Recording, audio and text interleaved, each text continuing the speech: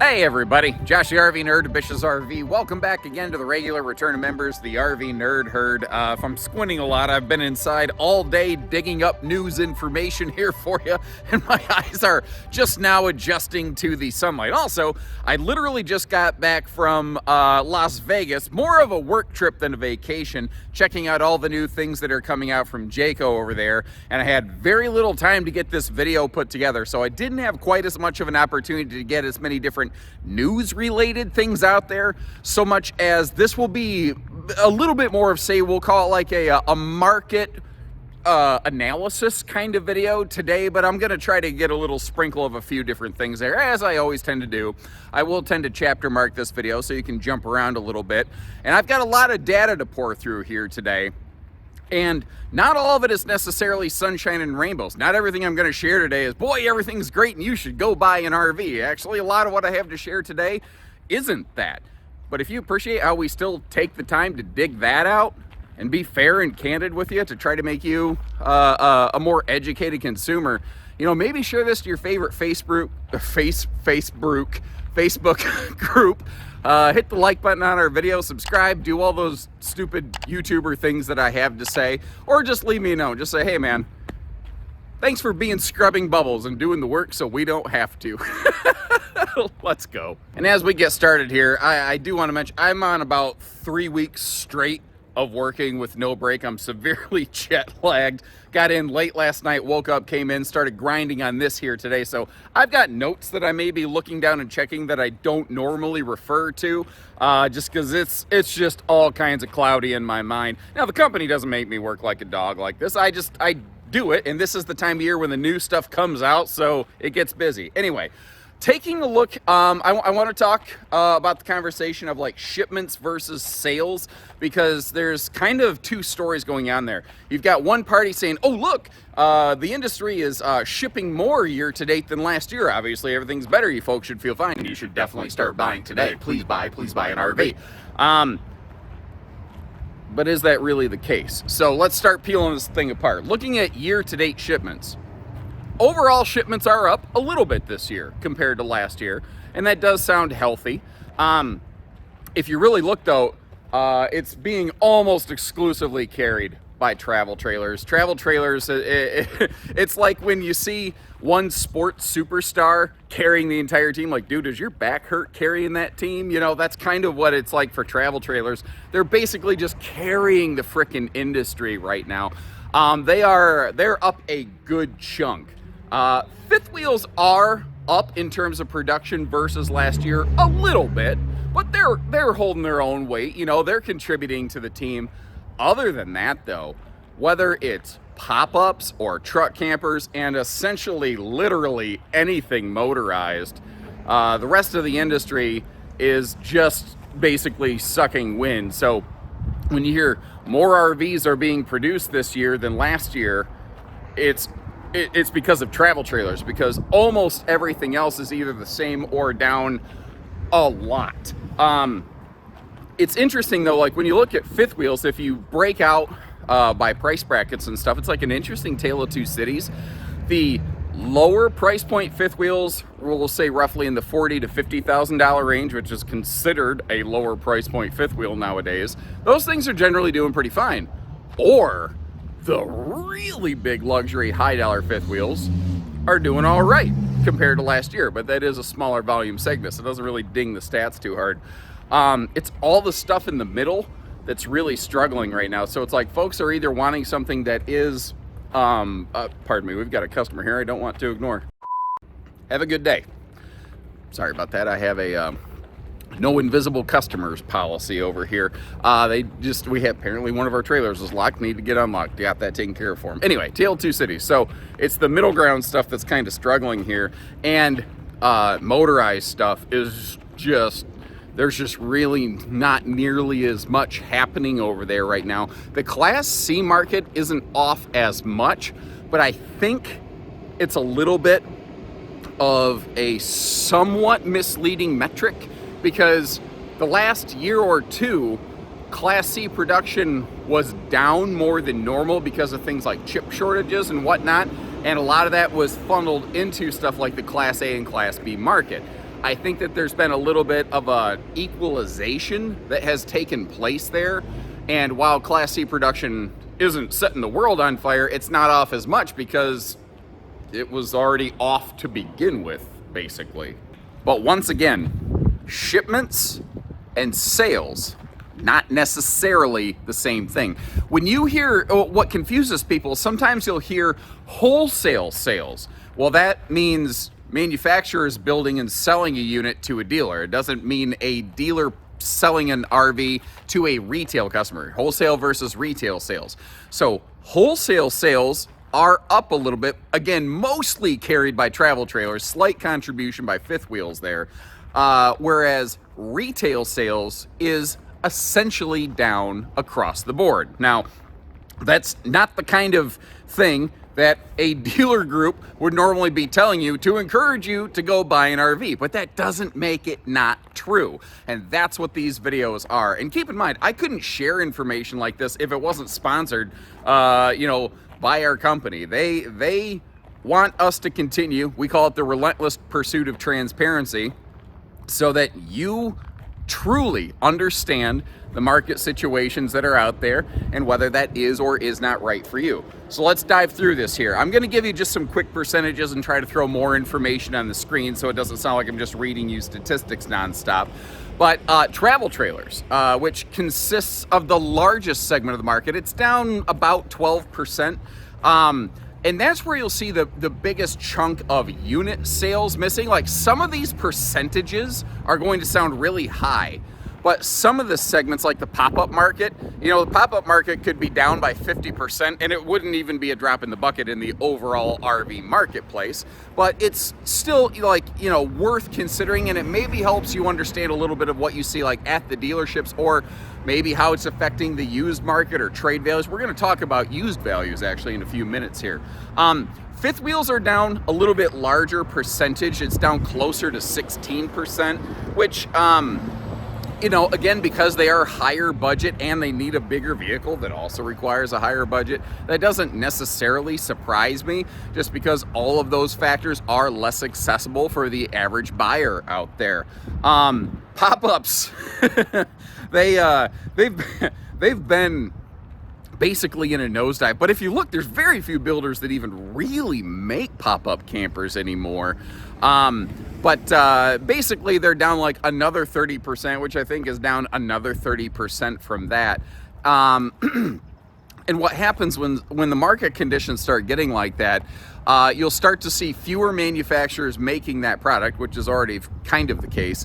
And you will start to see the manufacturers that are making it start to zero in and narrow down their offerings, which we are definitely also starting to see. I don't have the numbers in front of me here on my magic clipboard, but I think truck camper sales are actually now starting to eclipse pop-up trailer sales, which I don't know that that's ever happened in my career. I've never really tracked that number very closely, but I think that actually is starting to happen here, which is very, very interesting, I think.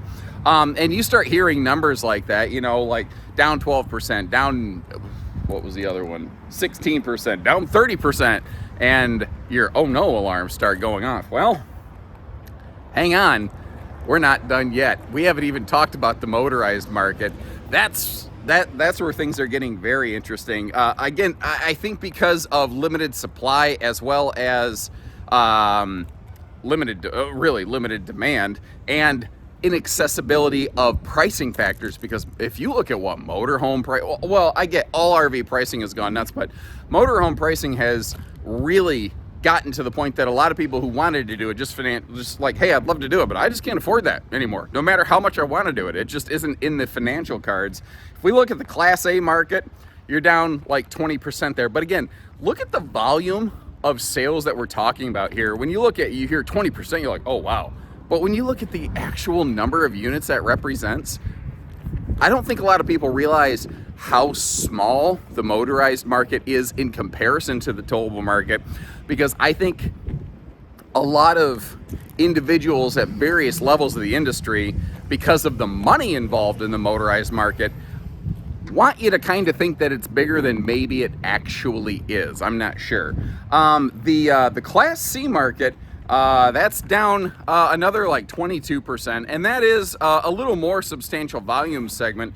The it kind of seems like the whole hashtag van life thing though is kind of starting to bust a little bit, as that has trended down nearly 30%. Now again, I think over the last couple years, some of the emphasis and push in the B van market has been due to the limited availability of C-class RVs that has, you know, it's not a supply chain problem for the C-class market anymore. It's just a demand shortage for the C-class market.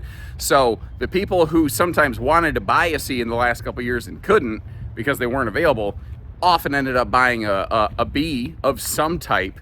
And now that they have their choice, the people that are buying, you know, the people who want to buy a B will buy a B, but the people who want to buy a C actually have the chance to do that now. It's really created a very interesting dynamic and interaction between dealers and manufacturers currently. And it's one of those things that always ebbs and flows and changes, and there's a seasonality to it. And I will say, the regular seasonality of this business does feel like it really has returned, because for a while there, it just everything was weird, you know? But if you look at what's going on right now, over the course of the entire year, RV dealers have brought in 1.5% more inventory than they've sold. So overall inventory volumes have increased. But over the last month or two, dealers have actually sold a little over 14% more than they've restocked. That's not terribly uncommon this time of year, as one, it's summertime and demand is higher, but two, as the new model year is about to come out, so basically as the 2025's are about to come out, dealers will tend to stop ordering some of their old stuff so that they can lean out the lot a little bit to make some room for the 25's. Now, what's interesting about that is there's really two general manufacturer practices when it comes to production.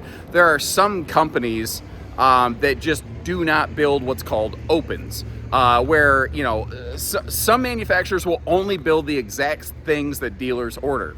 Some manufacturers will build those and then they keep building a little bit extra to have some stuff on hand to be able to fulfill orders more quickly. And there's advantages and disadvantages both ways. The trick is, the manufacturers that do tend to build opens have been building more than dealers have been bringing on. So with 2025's basically now in full swing production, they had to get their yards empty. They had to get this stuff off their book of business. So what you're finding right now is there are some manufacturers who are cutting deals that are just normally never ever available to dealerships to get big bundles of stuff off their log real quick, basically trying to effectively financially buy a dealer's business, saying, listen, we know the 2025's are around the corner. We know that if you buy these 24's, you're gonna have to mark them down because the 25 people, you know, if they're the same price, people are just gonna buy 25.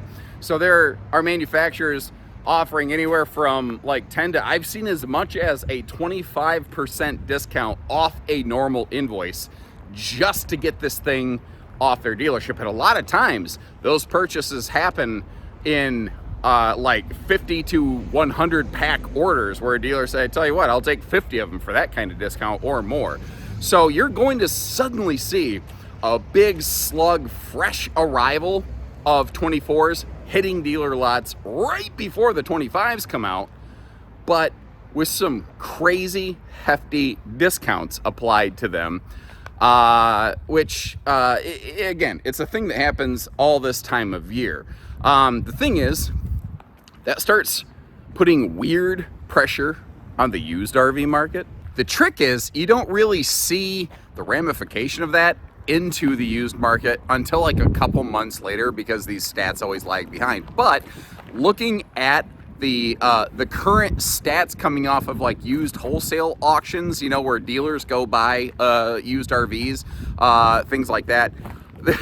Some really weird stats. Like if let's start with towables. Overall, towable pricing looks like it is still kind of sliding down a bit. If you look back through the previous years, that's not necessarily an uncommon thing. And with things like new 2025's coming into the mix and heavily discounted 24s getting slammed into the equation, I do expect those used towable values to actually potentially drop a little bit more. The reason I say that, you know, let's say you had a 2019 Jayco whatever, and a dealer has a brand new discounted 2024 Jayco whatever, same model sitting there, even though they're a couple years apart. You know, if you can get the new one for basically the same money or close, you're probably just going to go for the new one, you know, unless the used one's discounted heavy enough, you're not going to go get the used one typically. Well, that means that if new RVs are introduced to the market that suddenly just have a heavily discounted price tag on them, and I say Jayco only because that happened to be what was behind me in the viewfinder here. If new pricing is discounted heavily, used pricing has to take a punch in the teeth to get down there. Now, that means easier access for potential buyers, but it means bad news for potential people trading in their RVs. So there's always a two-sided coin to that. What's really weird is if you look at the used motorhome market, how weird and spiky these numbers always are. When you take a look at this chart, you can see how it is very prone to suddenly jumping up in the air and then disappearing. And I've always kind of really struggled to wrap my head around this, but when I really thought about it, if you look at the total volume of motorhome sales versus towable sales, remember how small the motorized volume was? Well, peeling through the numbers a little bit further, what caused that spike is that there was basically a slug of high-end Class A motorhomes, high-dollar stuff, that all basically sold at the same time. And because it's such a smaller data set, it skews that bar way up high real fast. And basically what happened is, you know, there was a dealer who had some of these things running through an auction 3 or 4 months in a row, couldn't get them offloaded, and finally decided, all right, we've got to free up some dollars with the 25s come in. We will take that lower dollar offer that somebody was bidding and we'll let these things go. So suddenly, you know, it only takes 4 or 5 Class A diesel pushers to skew that number up there. But as I think about all this, I start asking myself the question, if I were a consumer, does that mean this is a good time to buy or not? And really, that's a loaded question. There's never a wrong answer to it, I suppose. There's always factors for and against. I've personally always felt, this is just my opinion, I'm not an authority, just my nerdy opinion, the best time to purchase is always really when you're ready, you know? Because here's how I come to that conclusion. Let's say you purchase something now. Values have slipped, and there's still plenty of good camping season left to be had, so you get some decent use out of that thing.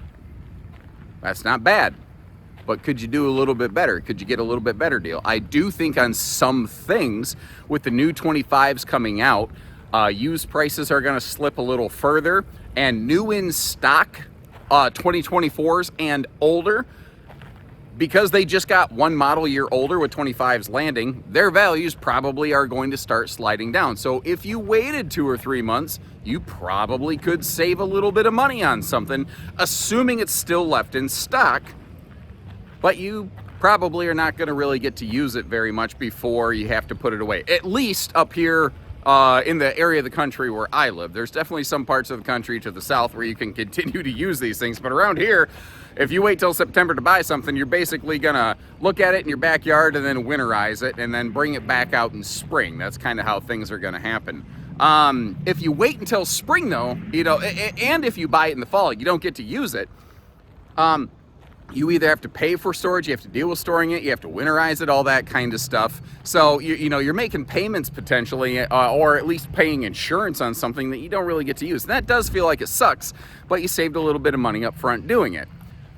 So what if you wait till spring? You avoid all that hassle. Well, come springtime, it seems like prices always have a way of creeping their way back up, slow but sure.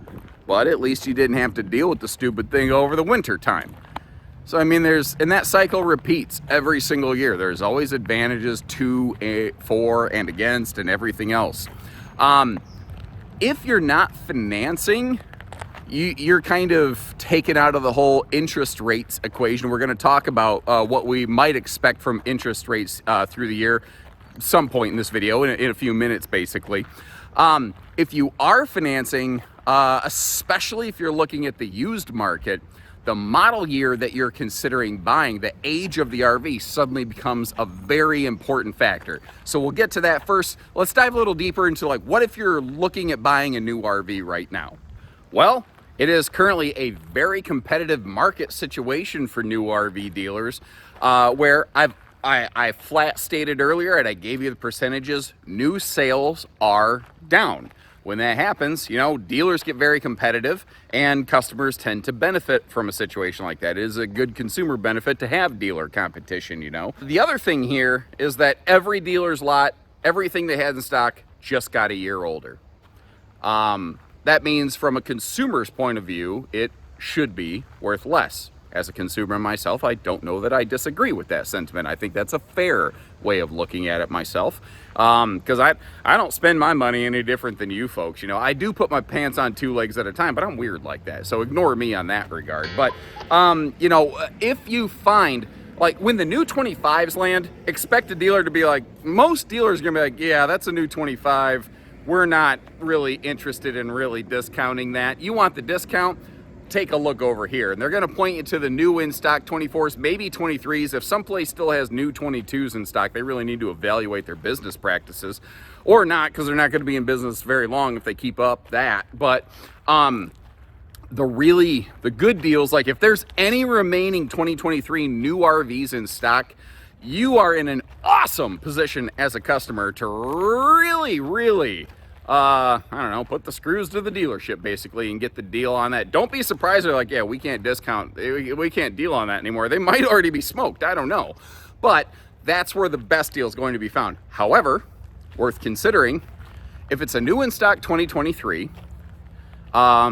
look at the tags that are on the driver's side front corner, and somewhere on there will be a manufacturing date, because that will tell you how long that RV has basically just been sitting there. And something I'm not proud to admit, but is very, very true in this industry, is that RV dealership processes, typically, there are exceptions, certainly. I'm not saying this applies to every unit at every dealership, but typically, RV dealership processes are based around getting a new RV in stock and then selling it.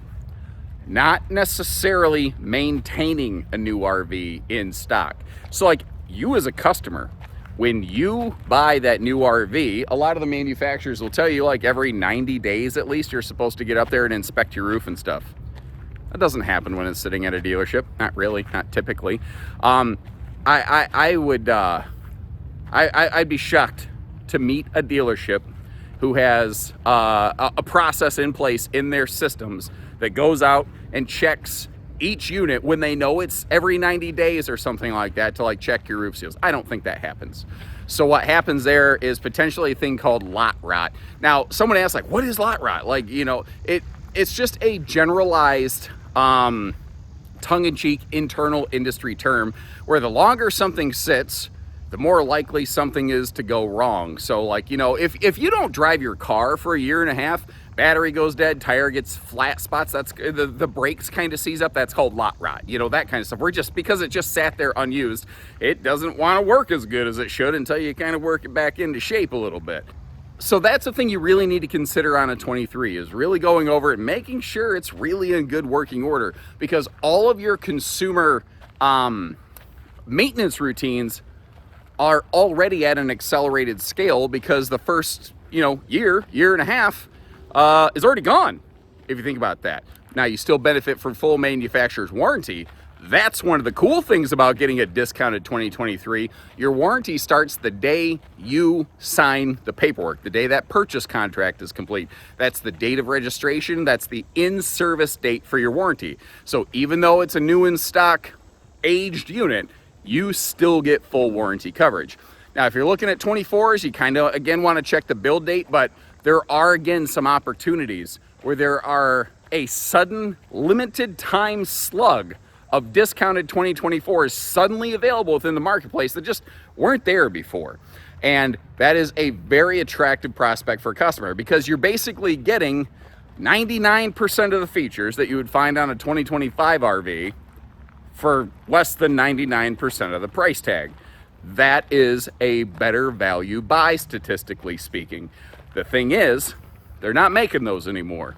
You know, a lot of times someone will say, I'll wait, and you know, I'll see if the price comes down on that new one. Well, if these 24s sell, manufacturers ain't making more 24s. Anything else that's produced is going to be a 2025, and it's going to run you more money more than likely. So if you see an in-stock 2024 that looks right, feels right, smell right, or older, you may want to jump on that. It just depends. So the new RV market for 24s and older becomes like the used RV market. It's there if you like it, and if it's gone, it's gone.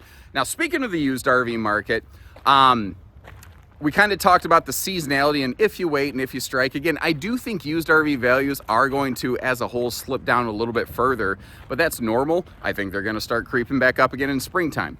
If you're financing a used RV, which the majority of people tend to do, what you really want to look for is something within 5 years of brand new.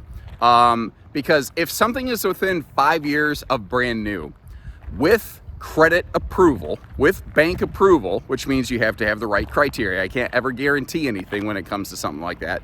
But with credit approval, you may be able to secure same as new RV financing. When something gets older, the whole structure of rates and loans and everything changes. So like some of your most attractive rates and programs and everything are on new RVs, but they're also more money. When you can get something that's already lost some value, you call it a depreciation cycle, whatever. When it's aged and its value is lower, but you can still get same as new financing, that's awesome if you're going to be a financing customer. Now, previously, that meant anything 2019 or newer, but with 25s officially in production and on the ground, that means anything 2020 model year and newer. If you go way back to that used wholesale chart that I shared earlier, the average age of a towable RV sold during that period was 2019. So what I'm describing doesn't necessarily apply there. But those 2019 and older units are more aged and easier budget anyway. So it really, whether it's new or used, you really need to look at every one of them individually to see how it fits you, your situation. Is it the right time? Is it the right dollars? It really needs to be examined individually. But there are some target sweet spots that if you hunt them down, you can get statistically, financially, like a little bit better deal if you go hunting them like that. So if that's useful information, whether you buy from us or not, you know, this is just useful information for you as a consumer. If you appreciate that, click that little subscribe button if you're new with us, or share this video to your favorite Facebook group or whatever. Let's keep on rolling here like Tina Turner. Talking about interest rates real quick. Inflationary factors have been cooling a little bit recently here. We haven't seen the interest rate reductions that were we haven't seen any, let alone the 1 or 2 or maybe 3 that were originally expected by this point this time of year. If we roll back the clock back to like January, February, the feds are really currently holding interest rates steady right now after basically misreading the tea leaves earlier this year. They said, we're gonna hold steady for at least a little longer to make sure what we're seeing is actual reduction of inflationary factors before we go a little further into this and start possibly actually reducing interest rates. So no actual rate relief for now.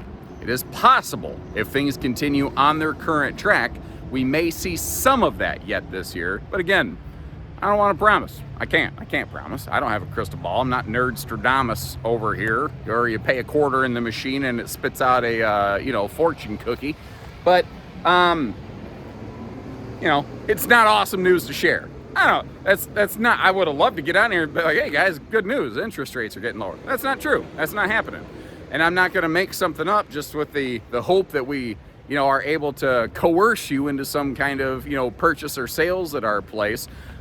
When the time is right for you, we're going to be here and ready for you. And in the meantime, we're going to do our best to kind of educate you on all the different factors that you may really want to consider.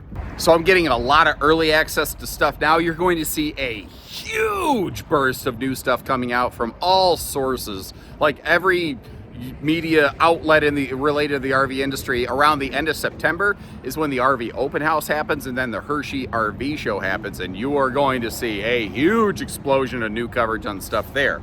But manufacturers don't always get everything done when they want to, so expect actually continued trickle of new floor plans and features and releases. Basically up through December is when you'll kind of stop seeing that second wave of things happen. I saw a really awesome, encouraging report from RVTI, the RV Technical Institute, where over this past year they saw 5,000 tech training completions. We have 5,000 more tech trained people available to the RV industry that we've had before. Now, a lot of these are people working at or going to work for dealerships. There's a solid chunk of them who are people training to be things like independent inspectors, which is something I fully support. I've always been long a proponent of that. But also a rising number of independent RV owners who just want to know how to fix their thing as much as they can themselves to avoid RV dealership warranty processes or factory warranty processes, or self-fulfill these. And while I think it's sad that people have to go to that extent, I get it, I respect it, I understand it, but it continues to happen more and more. Well-trained service staffs is one of the problems affecting the service side of this industry. It has many potential failure points. The more people we have properly trained to work on these things, the better. And I hope that that's a trend that we continue to see. I'd be kind of curious now that I say this. Do you know someone who has gone through the training programs, like as an inspector or just as an owner? Have you done it yourself? I'd be kind of curious, like, leave a comment, like, what is really involved? Maybe more people would be interested in this if they knew what was really involved. And I think it'd be cool if they actually got to hear from someone that did it themselves, you know? And as always, my goal with this is to strive to be fair. And when I see something even from like another dealership that is awesome, I feel it's great to report it. And I want to give a tip of the metaphorical cap to Bama RV. Recently donated a gray wolf toy hauler to a family whose child has Rett's syndrome, which I had to Google. I'd not heard of it before, but it's something that can affect someone's ability to walk, talk, eat, breathe, literally affect their ability to breathe. And giving this family the ability to go out there and have those cherished family memories when normally they would never have that opportunity, to kind of forget their reality for a little bit. That's awesome. So, anytime it's related to kids, I always get choked up. Thank you guys for doing that. That is an absolutely awesome thing you've done, and you should absolutely be proud. Give them a hand, basically, ladies and gentlemen. And something I am actually finally very excited for, it's been a long time coming, I may finally be getting some help. For those of you who watch and aren't aware, I've been a one-man band doing this since this channel opened. I'm the guy that runs the camera, I do the talking, I do the walking. I've walked everywhere today. I edit my own videos, I make my own thumbnails. I'm not necessarily really great at any of it, I don't think, anyway, but I've been doing it all myself for a very long time. And it's finally hitting a point. This thing has grown, this video thing I do has grown to be so time consuming that I've just been spending a lot of time after hours doing whatever I had to do to try to keep the thing going. Now, since day one with Bish's, they wanted to bring someone like an editor and an assistant on for me right away. And I'm actually the one that put the brakes on that, because there were a lot of people that when this channel changed from my family's old dealership into just being called, you know, Josh the RV Nerd at Bish's RV, a lot of people thought, okay, it's going to become a corporatized, everything's going to change, it's not going to be the same. And I wanted you to see that it absolutely was. And I think 2 years later, we've really demonstrated that. But I'm getting older. I'm getting tired.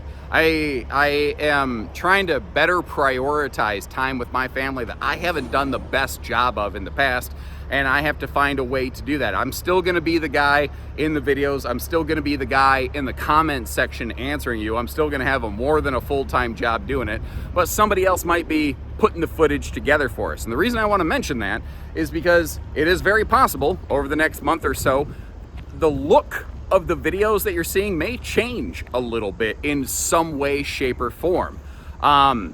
we are currently like really in the, like we put a the video editor for the RV Nerd like Indeed posting out there or something like that, and got something like 167 well-qualified applicants in like 10 days, and we had to shut it off so we could start going through folks.